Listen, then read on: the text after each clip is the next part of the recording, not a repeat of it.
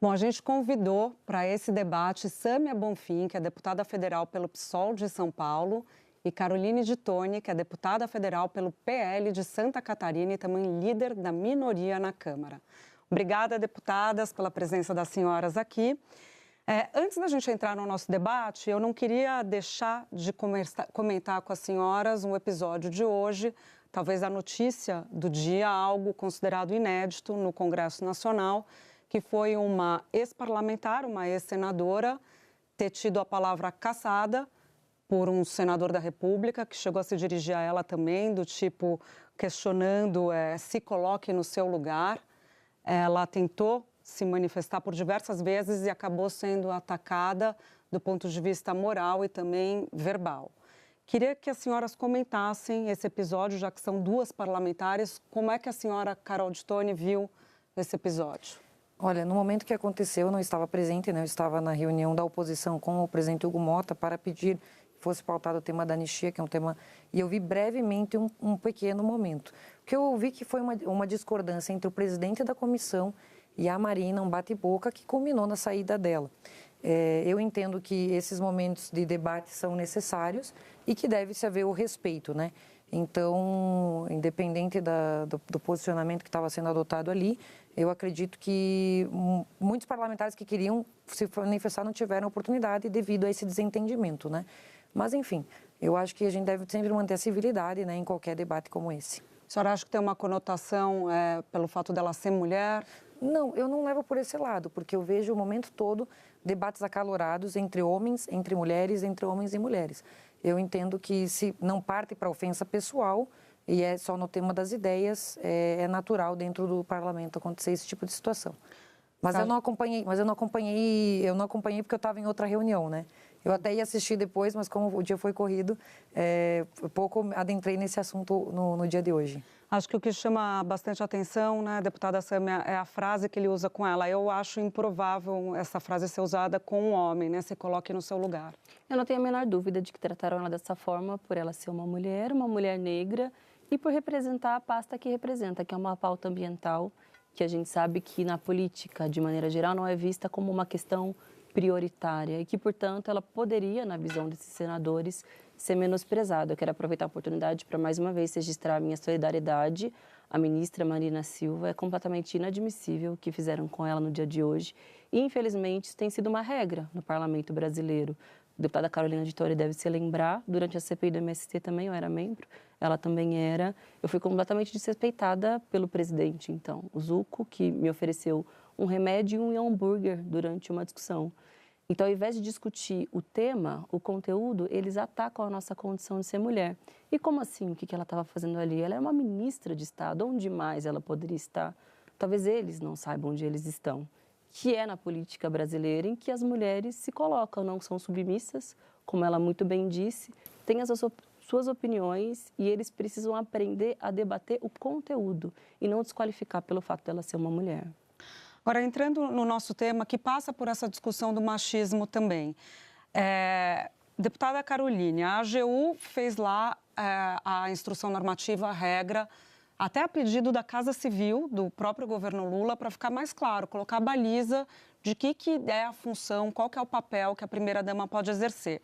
E aí, nessa colocação da AGU, nessa instrução normativa da AGU, ela falou que a função da primeira-dama deve ser muito escorada nos princípios da administração pública, que são de legalidade, impessoalidade, moralidade, publicidade, né, dos atos e eficiência.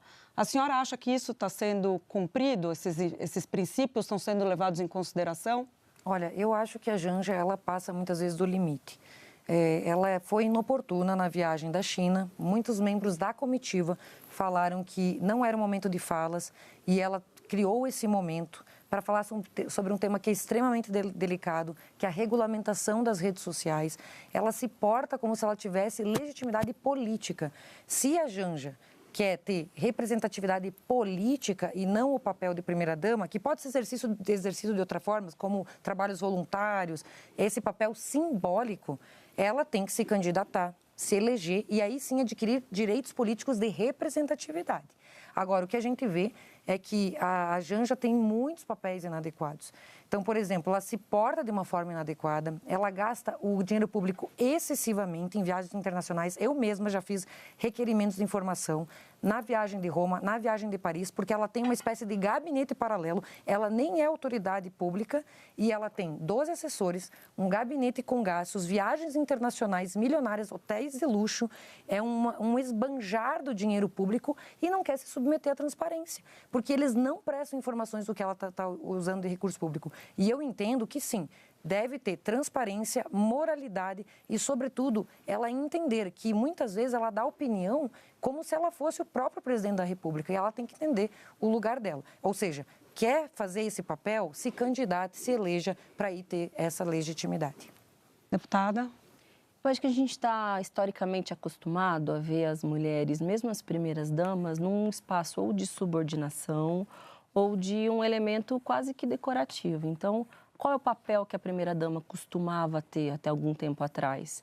De trabalhos públicos, organização de festas, trabalhos de assistência. Acho que a gente está pouco acostumado a ver as mulheres, sejam elas na política ou fora delas, se colocando, opinando, contribuindo. E eu não tenho dúvida que esse é o primeiro estranhamento que se tem com a figura da Janja, porque diferentemente do que se comportou Michele Bolsonaro, por exemplo, ao longo do governo, do antigo governo, ou mesmo da Marcela Temer, que inclusive foi retratada certa vez como bela, recatada do lar, a Janja não se coloca nessa posição. E eu acho que aqui é menos uma discussão do que ela opinou ou não, porque eu acho que podem ter diferentes interpretações, alguém pode concordar, discordar.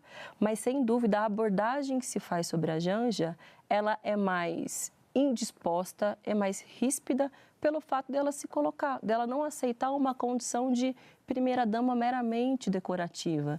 Eu acredito que essa definição feita pela AGU, ela é importante porque pode tirar também, dirimir qualquer tipo de dúvida de se ela estaria extrapolando a função dela ou não, o que compete a ela fazer ou não. Agora, cabe, dentro daquilo que foi redigido, que se tenha ali, que não se extrapole aquilo que está sendo explicitado pelo próprio governo. Mas desconsiderá-la pelo fato dela ser uma primeira-dama, ou seja, não pode emitir opinião política, eu não coaduno com essa visão, porque eu acho que as mulheres aprenderam e cada vez mais têm vontade de opinar sobre os assuntos. Inevitavelmente, ela acaba contribuindo para as opiniões do presidente Lula. Bom, eles são um casal, devem debater política o tempo inteiro. Ela, como uma militante do PT, deve debater política o tempo inteiro. Eu acho que isso é natural. Gente, eu quero contrapor isso aqui, porque esse papel que eu tenho em mãos é justamente essa instrução normativa da AGU.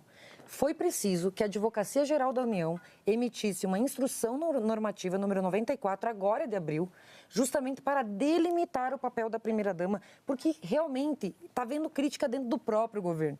É ministro se queixando, é pessoas da comitiva se queixando. São excessos que ela está cometendo, com certeza. E aqui eu vou dar outros exemplos, outros números e comparar com outras primeiras-damas. Então, o AGU teve que falar aqui que o papel dela é representativo simbólico, que ela não pode, não autoriza compromissos formais oficiais, ou seja, ela não tem representação política. Se ela quer esses direitos, ela tem que passar pelo escrutínio público, que eu, deputada Sâmia, passou, e que qualquer pessoa que quer exercer um papel político deve exercer. E aqui eu vou colocar um pouco, então acompanhem essa normativa para vocês terem noção. E eu vou colocar aqui dados oficiais. Se você, por exemplo, for pegar o programa que ela lançou, a Aliança Global contra a Fome e a Pobreza. Eu quero que vocês digam os números de pessoas atendidas, quantos milhões arrecadados, quantos milhões de pessoas atendidas e comparar com o trabalho que a Michele Bolsonaro fez, por exemplo. A Michele Bolsonaro fez o programa Pátria Voluntária. Eu tenho aqui o programa Pátria Voluntária. São 300 folhas de prestação de contas. Foram 4 milhões de pessoas atendidas, 10 milhões de reais de dinheiro privado destinados a pessoas carentes, mais de 20 mil toneladas de alimentos destinados, ou seja, e distribuídos. Então, eu queria saber o que a Janja tem feito, além de utilizar esse programa da Aliança Global contra a Fome e a Pobreza, como justificativa para fazer viagens internacionais com uma equipe gigante, com um gabinete paralelo, que isso nem tem previsão legal, isso fere a moralidade, isso fere os princípios da administração pública, para ficar em hotel de luxo fazendo gastança. E vou dar um exemplo. Pega o Palácio da Alvorada. Quando você fala em Palácio da Alvorada, Michele Bolsonaro, o que me faz lembrar? Ela fazia eventos para receber crianças carentes, para receber mulheres, mães solos de pessoas portadoras de deficiência. E fazia eventos para aqueles que mais precisam, para os invisíveis. E agora, quando você pega Janja e Alvorada, que notícias que você tem? É querendo colocar com reformas imóveis de luxo, já se gastou, gente, no Palácio da Alvorada, 26 milhões de reais. Isso, inclusive, fere a lei de licitações. Se você pegar o artigo 20 da lei de licitações, diz lá que é proibido gastar o dinheiro público com itens de luxo. O que o Lula fez para atender os caprichos da Janja, com todo respeito? Sou mulher e tenho local de fala para falar. Ele criou uma instrução normativa para regulamentar o artigo 20 que proíbe itens de luxo para o erário público, para que ela pudesse gastar 26 milhões. E aí você pega e você vê, o tapete de 114 mil reais, 42 mil reais para uma cama, são 200 mil em cortinas. Aí você vai ver, por exemplo, você poderia, Sâmia, você que é no movimento pela moradia dos pobres, pega esses 26 milhões de reais e compra moradia. Se você converter em casas populares, a 75 mil reais, você consegue mais de 300 moradias. Se você pegar a realidade dos pobres que eles dizem representar, 90% da população brasileira, são 40 milhões de pessoas que não têm casa própria. Então, que exemplo é esse que o pai dos pobres e sua esposa estão dando para aqueles que mais precisam? É justamente o contrário, é a hipocrisia. Por isso que eu estou aqui, para justamente criticar esse tipo de postura que não condiz com uma primeira-dama que deve servir de exemplo. Eu vou passar a palavra para a senhora comentar isso, deputada Sâmia, mas queria só pegar um ponto que a deputada falou que eu acho bastante relevante, que é entender o papel atual da primeira-dama, porque não existe uma dose de machismo na avaliação da senhora, ou até um olhar mais antigo do que se espera de uma mulher do lado de um presidente da República. Ela não deve falar sobre a política, ela não deve agir dessa maneira.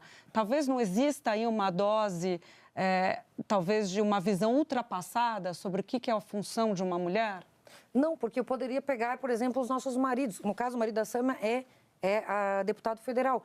Eu poderia, em vez de eu usar a tribuna, chamar meu marido para usar a tribuna no meu lugar. Chamar meu marido para atender no meu gabinete. Isso é ilegal, isso não tem previsão legal. A pessoa precisa saber as regras de etiqueta, regras de sociedade, regras de civilidade. Quem elegeu a pessoa para exercer o papel elegeu o presidente, não elegeu a primeira-dama.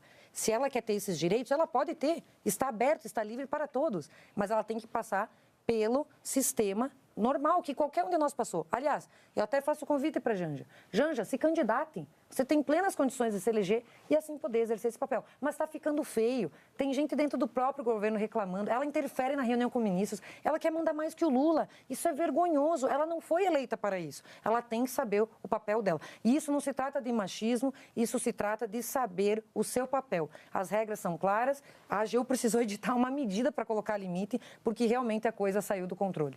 Quero ouvir a senhora, então, sobre isso, sobre os dados que ela apresenta de gastos e também colocar essa questão do machismo, porque muita gente interpreta que no caso em tela, no caso concreto da viagem para a China, não seria um episódio de machismo, seria um episódio de o que ela falou, se ajuda ou não o Brasil naquele momento, não é o fato dela falar. Então, essa discussão sobre se escorar num eventual machismo, mas com a realidade de não ter o cargo político para falar, como é que a senhora enxerga?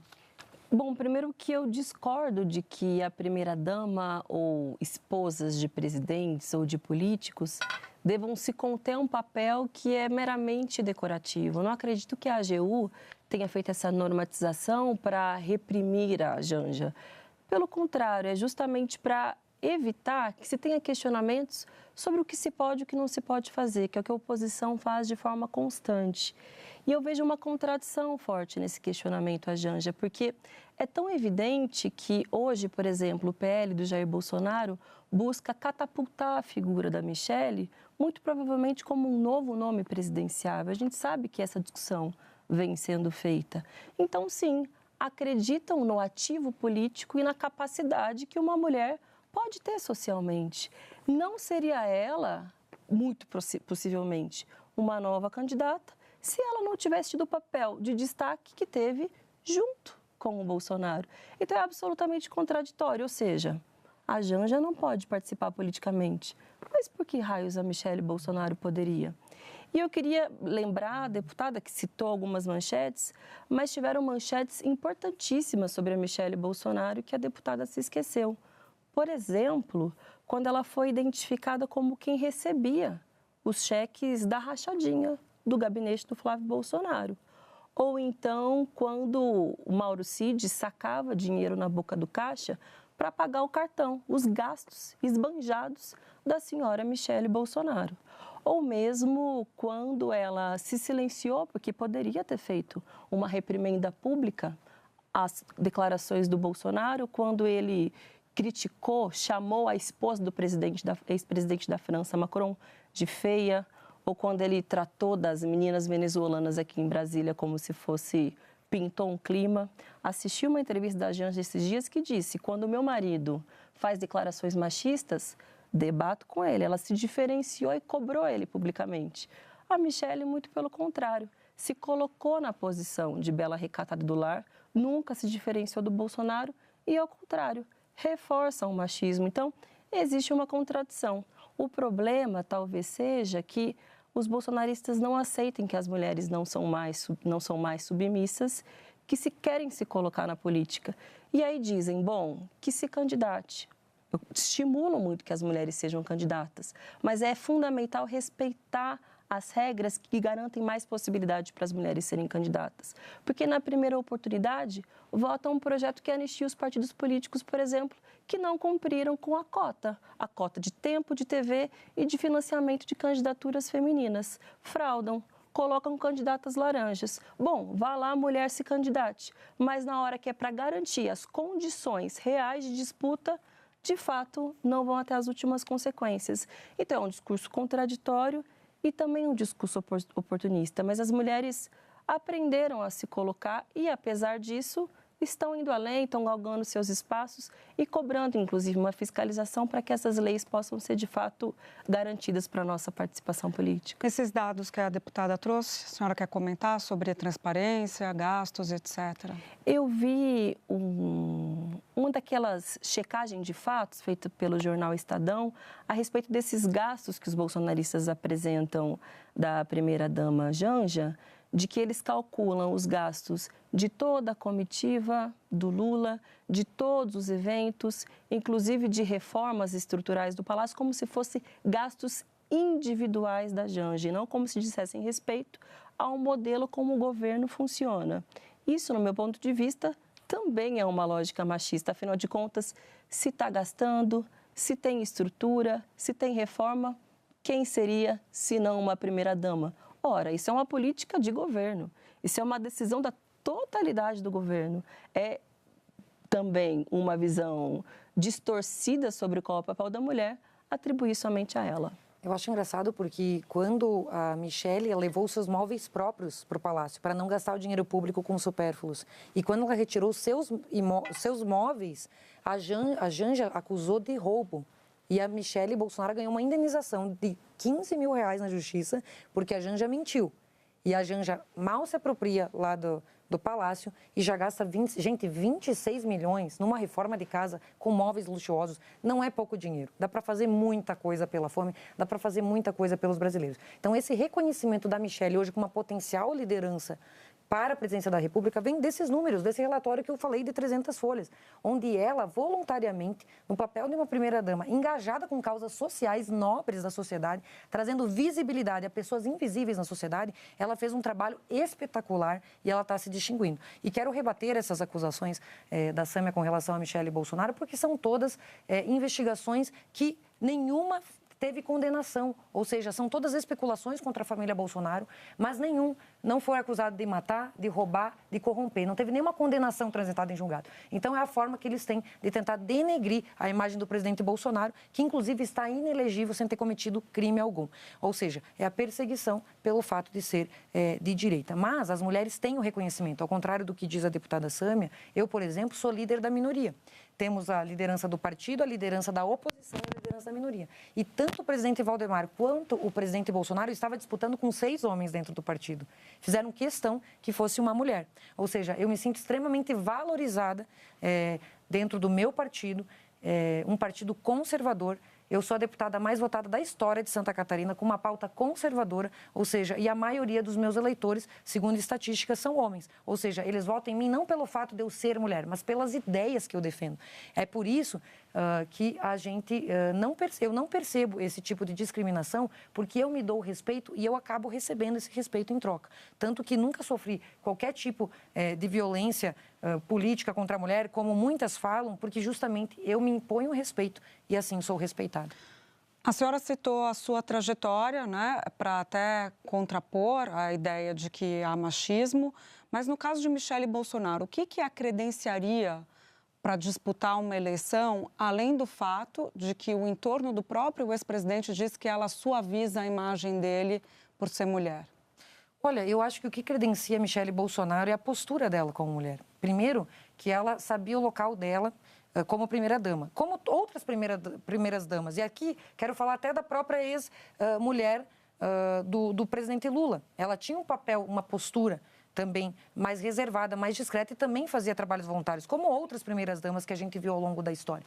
Então, a Michele, a partir do momento que ela assume um programa de voluntariado, o maior programa de voluntariado do Brasil, consegue ajudar 4 milhões de pessoas, consegue arrecadar mais de 10 milhões de reais de recursos privados para fazer essas políticas públicas voluntárias, no caso, ela faz uma grande mobilização e se destaca por esse trabalho, inclusive das pessoas com doenças raras, com deficiência, e isso, ela é vista hoje como um modelo e como um exemplo nessa luta para dar visibilidade a pessoas que antes não eram respeitadas e valorizadas. Então, acho que isso a credenciou. Foi o seu gesto, foi a sua postura, enfim, tanto que as pesquisas estão aí demonstrando. E eu acredito que é um resultado que ela mesma construiu na sua trajetória e hoje é presidente do partido do PL Mulher e tem um movimento gigante de milhares de mulheres que estão se engajando voluntariamente na política. Queria pegar um exemplo com a senhora, deputada Sâmia, do Chile, da namorada, então namorada em 2022, do presidente chileno, o Boric, porque quando ela assume, ela é uma cientista social, quando ela assume essa função de primeira-dama, né, se é que a gente pode falar assim, mas quando ele assume a presidência, ela vem como a companheira dele, ela foi muito criticada no início, porque se teria ali uma estrutura, como tem no Brasil, como tem em outros lugares, para atender essa função de primeira-dama. E as feministas do Chile acharam um absurdo aquilo. Mas como assim? Você não tem a sua carreira? Como é que vai assumir uma estrutura dessa? E ela veio a público depois dizer que abria mão dessa função. Que ela disse que achava que não pode haver cargos no Estado que tenham a ver com parentesco do presidente ou de ninguém. Temos que criar uma instância que seja transparente, com base no mérito e nas carreiras de serviço público. Como quem diz, as pessoas que estudaram para isso são mais bem treinadas do que eu para tratar desses assuntos. E ela falava que as instituições devem ser revisadas e atualizadas com o tempo.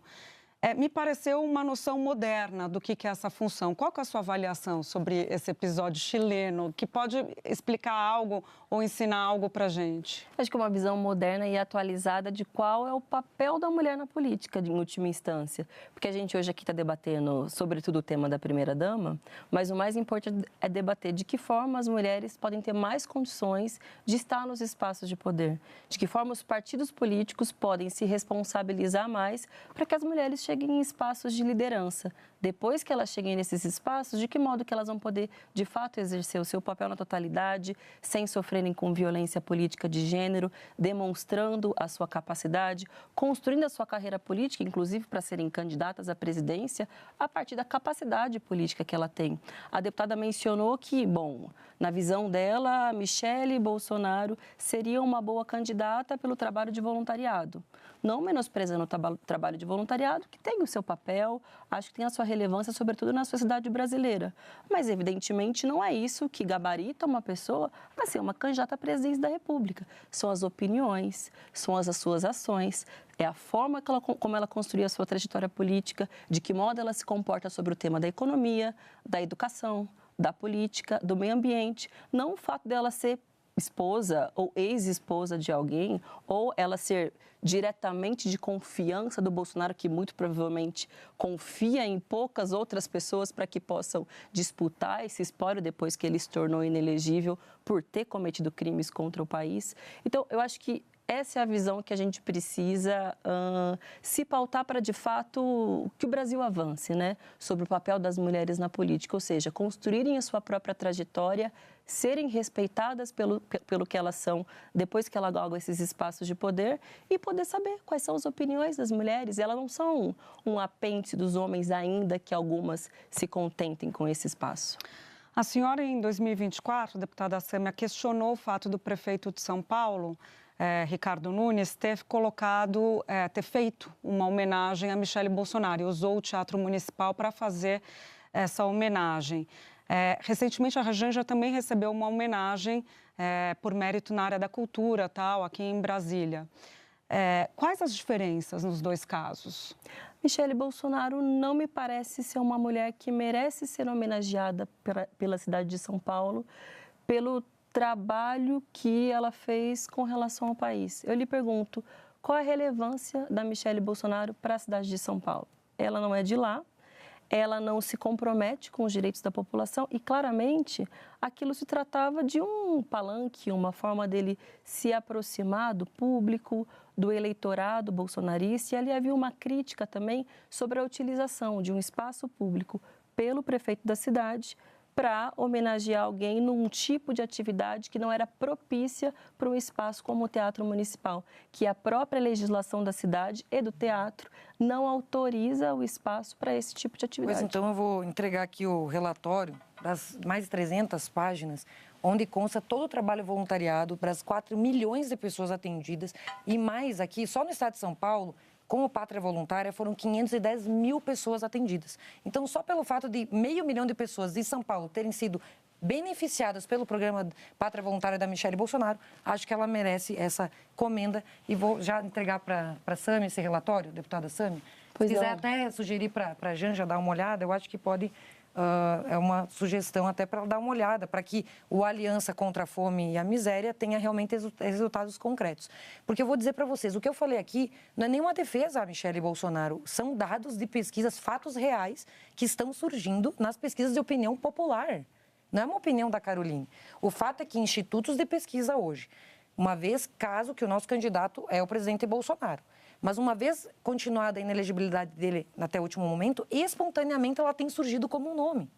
E aí a deputada Sema desqualificou ela por causa da formação, porque não tem entendimento em várias áreas, porque qual é a formação dela, etc. Mas o próprio Lula é um líder carismático da esquerda que também é exaltado pela população. E a Michele tem esse carisma e ela está sendo exaltada e está despontando nas pesquisas. Então, o que eu falei aqui com relação a Michele Bolsonaro não é nem a minha opinião pessoal. Acho que ela é gabaritada assim, conheço ela, é um ser humano ímpar, espetacular, tem plenas condições de fazer uma equipe técnica como o Bolsonaro fez para botar o país nos trilhos, mas independente da minha opinião pessoal, as pesquisas estão apontando ela como favorita.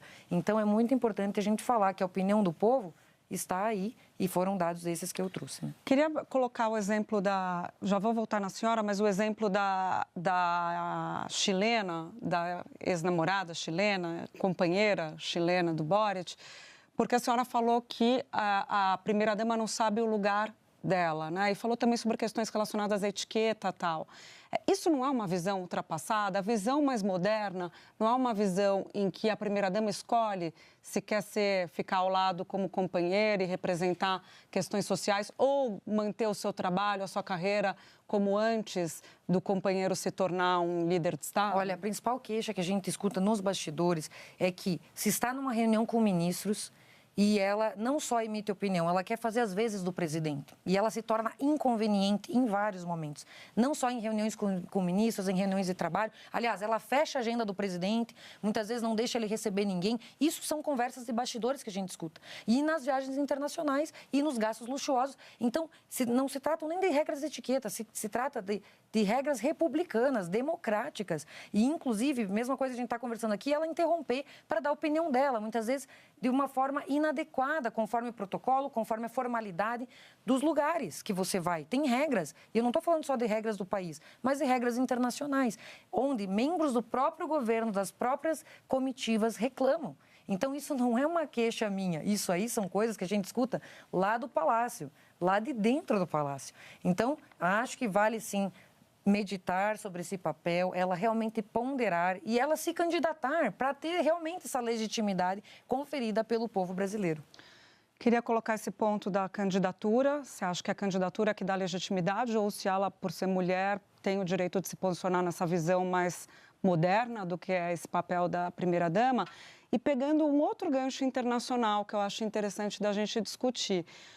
O marido da Angela Merkel, quando ela era chanceler alemã, ele pagava do próprio bolso as passagens, porque se ele tivesse de acompanhar a Angela Merkel no avião do governo, ele teria que pagar um valor por aquela viagem que era mais caro do que um voo de carreira comum. Então, ele optava e se tornou um exemplo do cuidado com os recursos públicos, e no caso dele, um homem, né?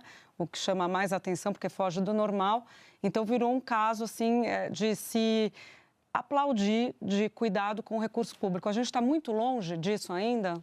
Bom, primeiro eu quero devolver, eu agradeço a deputada, mas acho que você pode tentar utilizar isso tentando angariar algum apoio para a pré-candidatura da ex-primeira-dama, que aparentemente você, o Bolsonaro, o Valdemar estão querendo catapultar em torno da Michelle. Acho natural que busquem o nome dela, tendo em vista a inelegibilidade do Bolsonaro, que em breve deve ser preso também por todos os crimes que cometeu contra o país. Está faltando nomes. Está faltando nomes dentro da direita. Se reunir com embaixadores. Deixa só a deputada ela concluir o raciocínio, por favor. Crimes por se reunir com embaixadores e questionar dentro de uma democracia.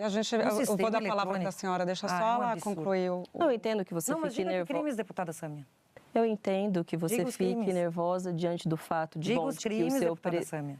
De que seu presidente não vai poder ser candidato, de que vai ser preso, de que o Brasil finalmente vai ter uma justiça feita, afinal de contas, alguém que tenta dar um golpe de Estado, que é um dos principais operadores para atentar contra as nossas liberdades democráticas, merece ter a devida responsabilização e esse dia vai chegar em breve. A senhora não precisa ficar nervosa e eu espero que a senhora utilize todos esses argumentos, a justificativa de que supostamente não houve crime. A senhora tem a oportunidade de fazer isso na Justiça, junto ao Supremo Tribunal Federal e não comigo, porque a minha senhora não vai convencer. Eu acho que ele deve ser preso, deve ser responsabilizado por tudo que ele fez e eu tenho certeza que isso vai acontecer. Então, utilize todo esse calhamaço para tentar convencer os seus colegas que não sei se estão muito convencidos de que deve ser a Michelle Bolsonaro não, mas isso vocês se resolvem. Mas, tentando responder um pouco a pergunta da Júlia, eu acho que tanto aquelas mulheres que disputam a arena política institucional,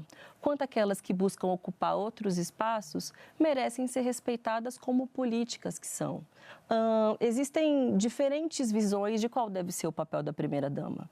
E, honestamente, eu espero que um dia a gente possa debater menos sobre as primeiras-damas e mais sobre os primeiros cavaleiros, ou mesmo mais sobre as mulheres por si só, ocupando os espaços na política.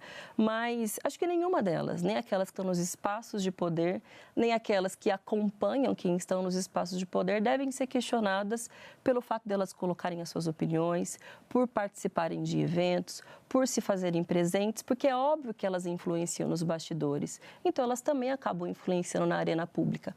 Claro, há momento para dizer determinado tema, a forma de colocar determinado tema, e isso todos nós concordamos. Mas eu também não tenho a menor dúvida de que a crítica recai com mais intensidade sobre as mulheres. Porque se fossem homens que indevidamente, ou a partir de um julgamento de que é indevido, colocassem as suas opiniões, sem dúvida o tratamento seria diferente, a cobrança seria menor, o preconceito seria menor e não haveria um estranhamento, mas sim uma naturalização, porque é aquilo que se espera de um homem.